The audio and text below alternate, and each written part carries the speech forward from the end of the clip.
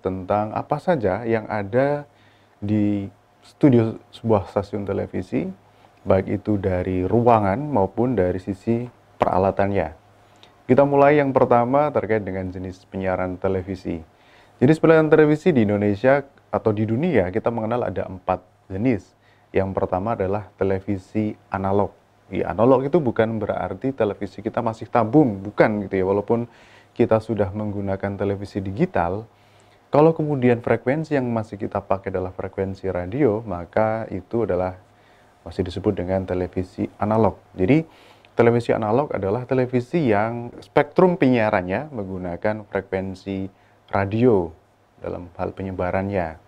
Jadi, kalau kemudian media penangkapannya menggunakan, biasanya kita menggunakan antena yang untuk menangkap frekuensi radio tadi, yang kemudian disalurkan ke televisi untuk mengkonversi menjadi tayangan yang bisa kita saksikan di rumah gitu. Yang kedua adalah televisi digital. Yang kita ketahui selama ini televisi digital itu adalah televisi yang menggunakan spektrum satelit gitu ya.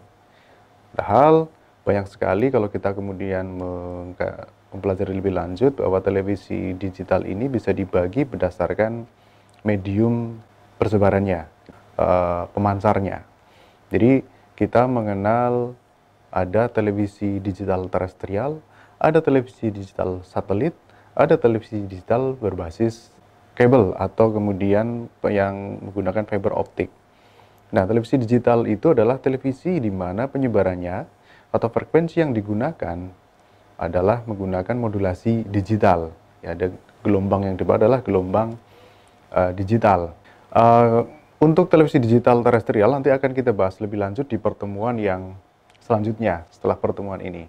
Yang ketiga adalah televisi kabel. Jadi televisi kabel kalau berdasarkan medium penyebarannya dia menggunakan kabel atau dalam hal ini fiber optik untuk menyalurkan siarannya dari stasiun televisi ke rumah-rumah. Jenisnya adalah jenis digital, tapi kemudian medium penghantarannya adalah menggunakan kabel.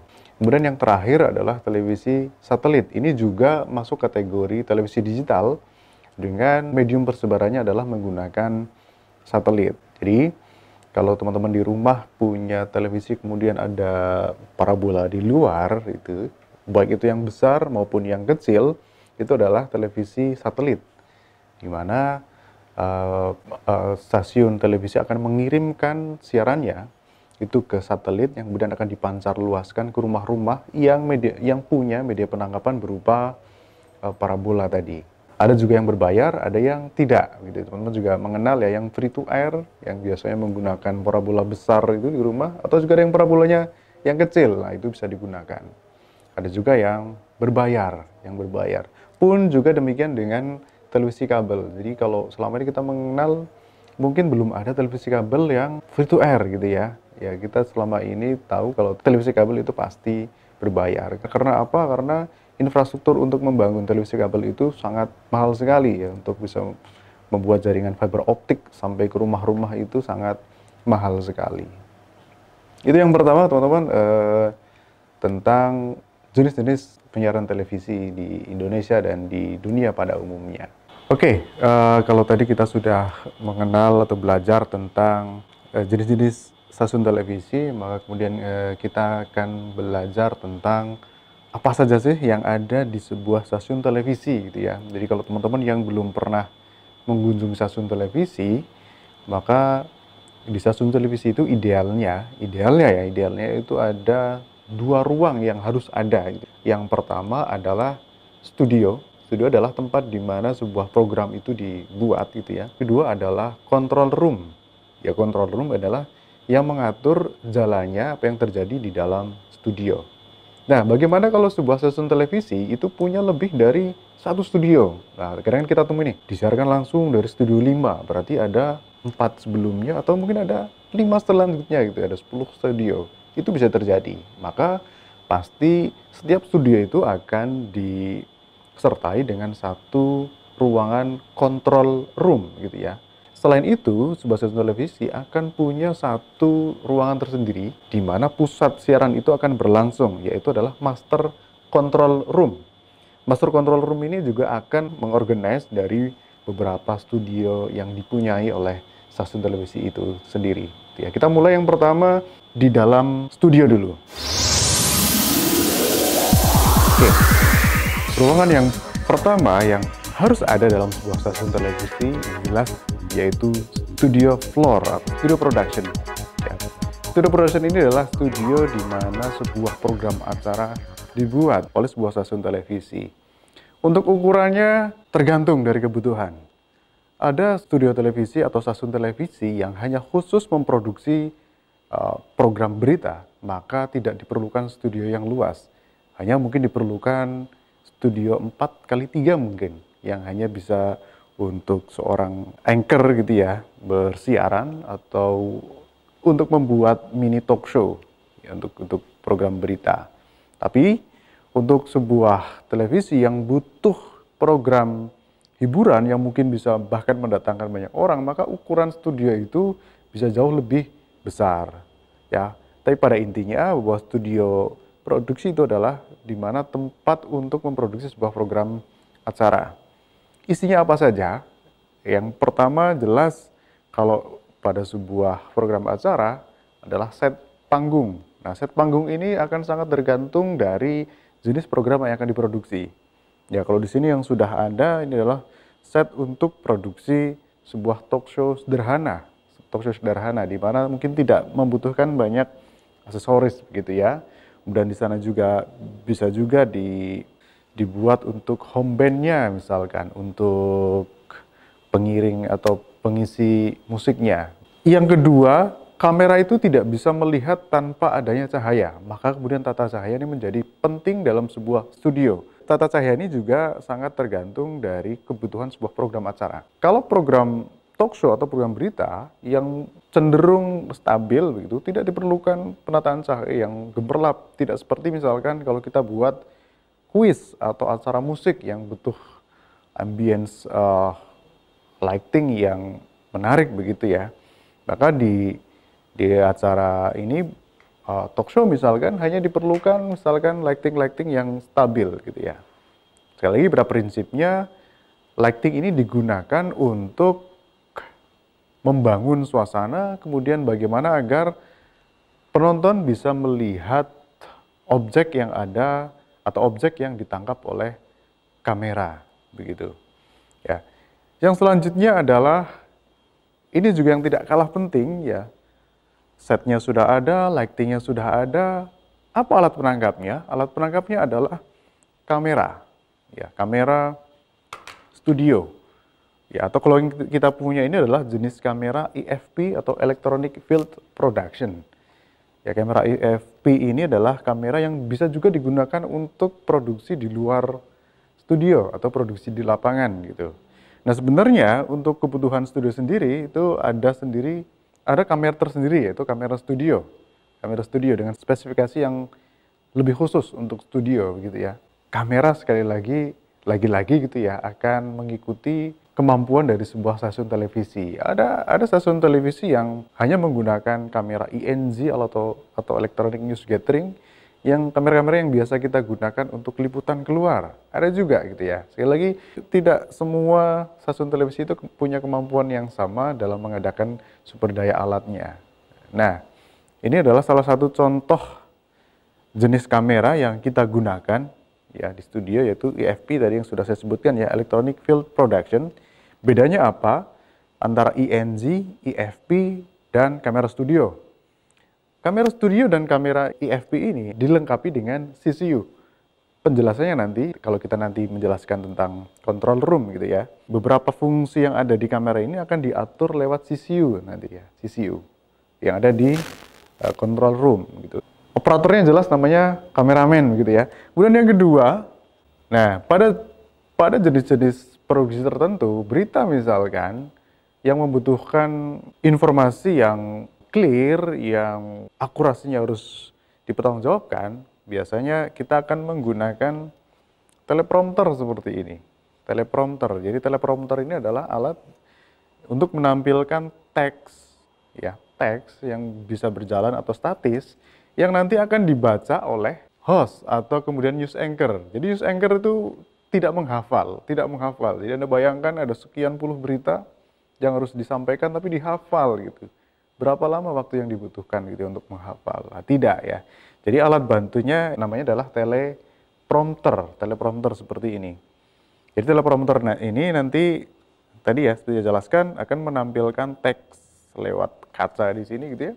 Akan dioperatori, bisa dioperatori oleh host sendiri. Ya biasanya kalau Anda lihat di stasiun televisi ya, seorang host bawa alat yang seperti ini, yang kadang dia gerakin yang tidak gitu ya.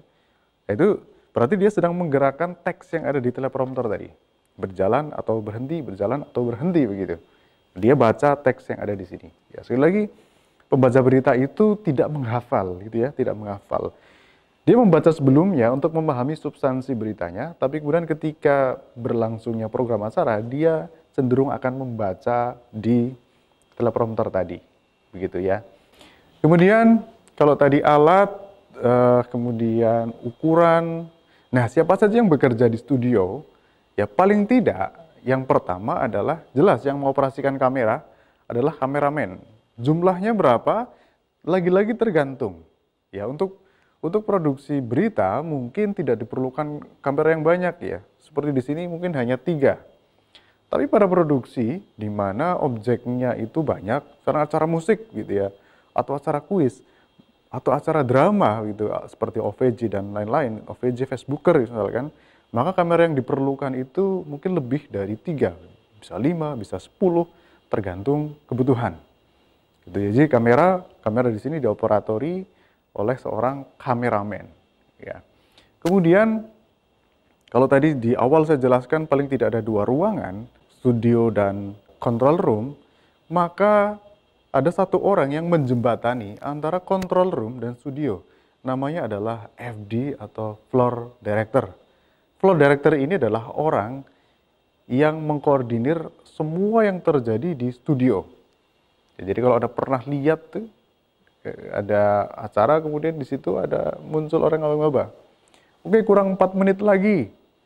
Atau kemudian 30 second lagi kita masuk, 3, 2, 1, action. Nah, itu adalah floor director. Ya, floor director. Ada macam-macam jenis floor director gitu ya. Ada lead, ada backstage. Pada produksi kecil yang hanya melibatkan satu ruang saja, misalnya itu hanya diperlukan 1 atau 2 saja floor director. Ya, maksudnya tadi mengatur apa yang terjadi di dalam studio. Begitu. Ya, selain tadi ada kameramen, kemudian ada floor director, di studio juga bisa jadi ada tim kreatif. Ya, walaupun kemudian tim kreatif itu bekerja di awal ya sebelum produksi itu dilakukan, tapi pada saat produksi mereka bisa standby di studio untuk membackup kalau terjadi sesuatu yang tidak diinginkan misalkan. Ya, jadi kalau misalkan ada sesuatu yang ternyata ada kesalahan teknis atau apa, maka tim kreatif tadi akan segera berimprovisasi begitu ya, akan melakukan improvisasi untuk acara itu gitu ya. Atau kemudian dia akan melihat sejauh mana acara itu berlangsung, kemudian nanti akan ada evaluasi agar acara di episode selanjutnya itu tidak terjadi kesalahan seperti di episode yang sebelumnya yang sedang diproduksi misalkan. Itu adalah tugas tim kreatif ya, selain tadi membuat aspek kreatif dalam sebuah produksi televisi. Ya, dan juga yang harus standby di sini ada tim teknis yang siap sedia kalau ada terjadi sesuatu problem di teknis ya. Bisa jadi lighting, bisa audio, bisa banyak sekali yang bisa terjadi, problem-problem yang terjadi pada saat produksi. Untuk bisa berkomunikasi antara studio dengan control room, jadi di sana adalah control room, ya. Maka seorang kameramen ataupun seorang floor director akan menggunakan alat komunikasi yang seperti saya pakai sekarang ini.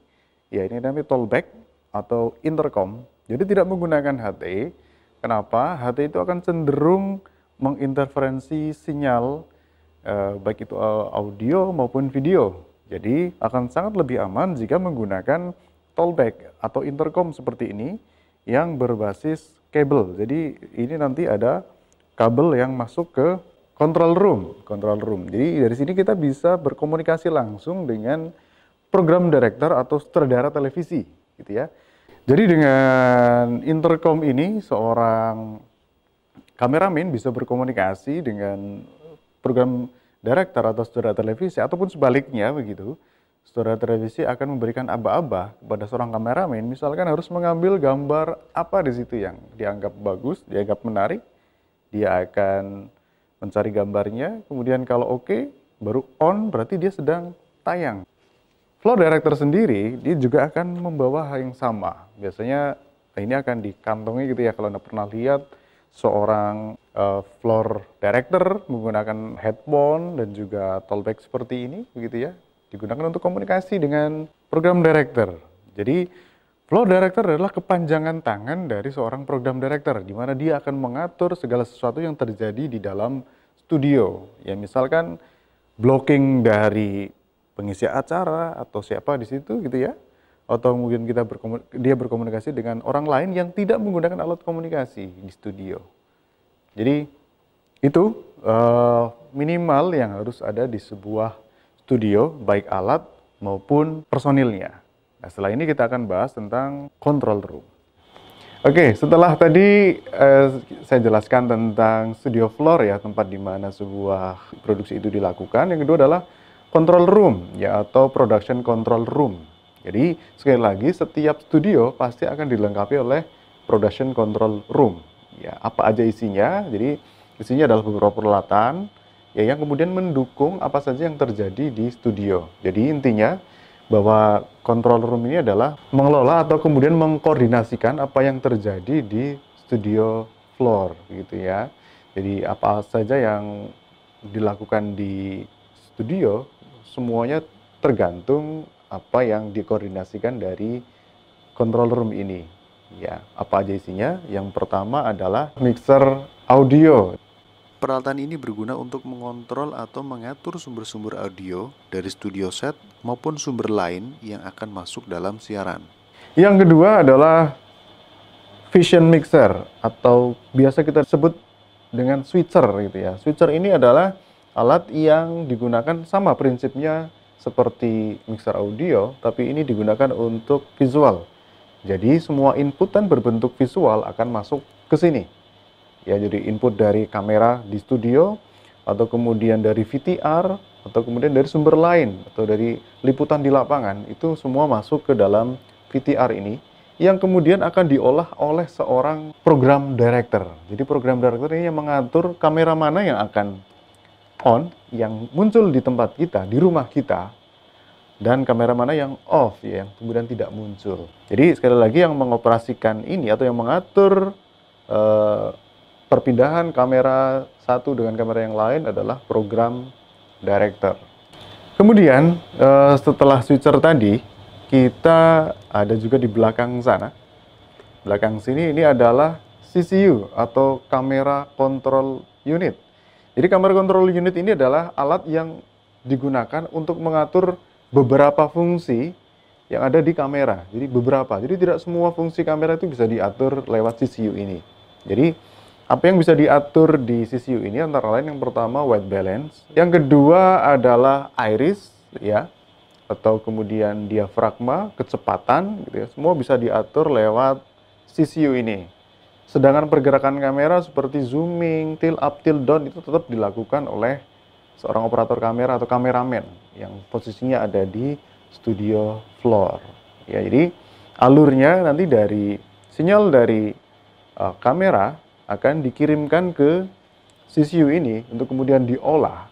Kemudian output dari CCU ini akan masuk ke dalam switcher untuk kemudian dipilih oleh program director tadi ya, mana yang akan di-on-kan, mana yang tidak gitu ya. Prosesnya seperti apa nanti akan ada di cuplikan video yang akan Anda saksikan. Studio. Yep. Closure is 30 seconds 2 times. 20 seconds. So he knows he's going to change cameras during the read, yeah? 15. Yes, he does. And that's there. 10 10 seconds. seconds. Thank 9, you. Thank you. 8, 7, Bitch, you know about the camera 2 wide shot at the end of this seg, yeah? 3, 2, 1. And QP. Standby D site. Companies have been given a slap for their less than honest marketing. Consumer Group. Malam ini aku akan kembali menjadi Krisna yang membuka panggung resistan Indonesia. Sehingga aku bisa maju ke babak final duel. 3, 2, 1. Sebulan.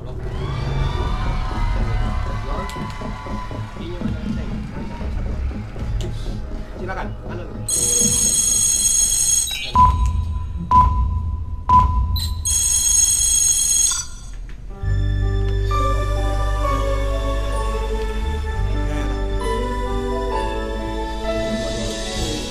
Oh, thinking about all the champions.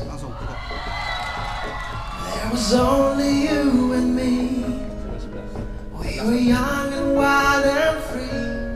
Sampai 1. Now nothing can take you away from me. 3, 2 of 5 and 2, 10 next, 3, 4 of 5 and 2, 5, 2, 3, 4, 1, 2, 34, 1 of 5, 2, 8 next, 1 of 3, 2, 8 next, 3, 2, 3, 3, 4, 36, 17 next, 37, 2. Oke, kemudian selanjutnya setelah tadi CCU, selanjutnya alat komunikasi antara studio dengan control room. Jadi tadi ya, kunci dari sebuah produksi adalah salah satunya adalah komunikasi. Apa yang terjadi di studio itu adalah hasil koordinasi antara control room dengan studio. Menggunakan apa? Menggunakan alat komunikasi. Ya. Jadi kalau di sini kita menggunakan yang namanya talkback atau biasa kita sebut dengan intercom gitu ya. Tapi pada beberapa televisi juga ada juga yang menggunakan HT begitu ya, atau handy talkie atau walkie talkie. Jadi tergantung kemampuan dari stasiun televisi begitu. Semakin banyak sumber yang digunakan, maka channelnya juga akan semakin banyak gitu ya. Kalau di intercom ini maksimal ada 8 input yang bisa kita gunakan, misalkan untuk kameramen dan juga untuk floor director di studio sana. Jadi kalau kita mau kasih aba-aba, misalkan kamera 1 tolong ambil pembawa acaranya, ya, komposisinya close up. Kamera 2 siap-siap ngambil narasumber yang pertama. Semua bisa kita lakukan lewat sini. Jadi kameramen akan mendengar apa instruksi kita lewat intercom ini. Dan juga kita juga bisa memberikan aba-aba kepada misalkan talent gitu. Talent itu kan nggak dengar apa suara kita yang ada di control room. Maka yang di dalam sana di studio itu ada floor director sebagai jembatan antara program director dengan orang yang terlibat di dalam studio. Kemudian kelebihan yang lain ketika kita menggunakan intercom seperti ini akan juga terintegrasi dengan switcher kita. Intercom ini dilengkapi dengan lampu, indikator lampu yang dipasang di setiap kamera, sehingga kameramen akan tahu mana yang sedang on, mana yang tidak. Misalkan ini kita pilih kamera 1 on, maka di input sana akan tayang kamera 1. Nah, indikator lampu di sana akan berwarna merah. Itu tandanya bahwa dia sedang on. Nah, ketika sedang on, maka dia tidak boleh gerak-gerak gitu ya. Nah, kamera lain yang tidak on, ya, itu bisa sambil mencari gambar yang lain. Nah, kemudian ketika setelah itu kamera 3 on, maka berganti. Yang berwarna merah kamera 3. Kamera 1 yang tadi on sudah bebas bergerak. Nah, begitu seterusnya. Baik, kalau tadi mixer audio, mixer visual, yang ketiga adalah mixer lighting. Lagi-lagi prinsipnya sama. Jadi mixer lighting ini adalah mengatur lighting yang ada di studio. Ya, yang diatur apanya saja. Kalau kita menggunakan jenis lighting yang moving, maka bisa jadi pergerakannya yang kita atur. Atau kemudian kita menggunakan jenis lighting yang bisa diredupkan atau diterangkan. Ya, menggunakan dimmer seperti ini. Ya, butuh misalkan keterangan yang lebih atau tingkat terang yang lebih, maka kita bisa naikkan intensitasnya. Jadi prinsipnya sama tadi di mixer lighting juga untuk mengoperasikan lighting yang ada di studio. Baik, kemudian yang terlihat di sana ini adalah video monitor. Jadi apa yang ditangkap oleh kamera di dalam maka akan ditayangkan di video monitor, sehingga seorang program director itu bisa memantau apapun yang ditangkap oleh kamera di studio. Selain itu juga video monitor ini itu juga menampilkan apa yang ditampilkan di VTR, ya, sehingga semua inputan yang tadi masuk ke video mixer ini akan ditampilkan di video monitor, begitu ya. Kemudian akan dipilih oleh seorang program director. Jumlahnya berapa? Kalau pada zaman dulu kita masih menggunakan mixer analog, maka satu inputan itu akan dimunculkan dengan satu monitor. Nah, sekarang dengan teknologi digital, maka satu monitor itu bisa menampilkan multi preview atau kemudian beberapa gambar sekaligus. Dan yang terakhir, yang biasa kita gunakan untuk memberikan title atau kemudian playback hasil gambar atau hasil liputan, itu adalah di sana VTR yang biasanya dilengkapi oleh CG. Pada beberapa stasiun televisi, antara CG atau karakter generator dengan VTR itu dipisah karena dia punya fungsi atau tugas yang berbeda-beda. Tapi dengan teknologi yang terbaru, maka dua fungsi itu bisa digabungkan dalam satu komputer yang bisa dioperasikan oleh hanya satu orang saja. Begitu ya. Tapi fungsinya yang pertama, kalau CG atau karakter generator itu adalah membuat teks yang biasanya muncul, ya biasanya nama penyiar misalkan akan muncul di situ, atau nama reporter atau nama narasumber, atau kalau pada sebuah musik video akan muncul judul lagu, penyanyi dan sebagainya muncul di situ. Atau kemudian akan muncul di sebelah kanan atas atau kiri atas logo dari televisi itu sendiri. Itu dilakukan atau dibuat lewat CG atau karakter generator. Nah, fungsi VTR tadi itu adalah fungsi playback, di mana hasil-hasil liputan atau hasil-hasil video yang sudah diproduksi sebelumnya itu misalkan akan diputar pada saat live itu berlangsung, itu lewat VTR. VTR ini juga berfungsi juga sebagai record akhir dari sebuah tayangan yang sedang kita produksi. Jadi apa yang ditangkap oleh kamera di studio, diterima di video mixer, diatur sedemikian rupa, diolah sedemikian rupa, kemudian dialirkan ke VTR untuk kemudian di-record hasil akhirnya. Atau kemudian langsung kita pancarkan ke rumah-rumah yang ada di sekitar stasiun televisi tersebut.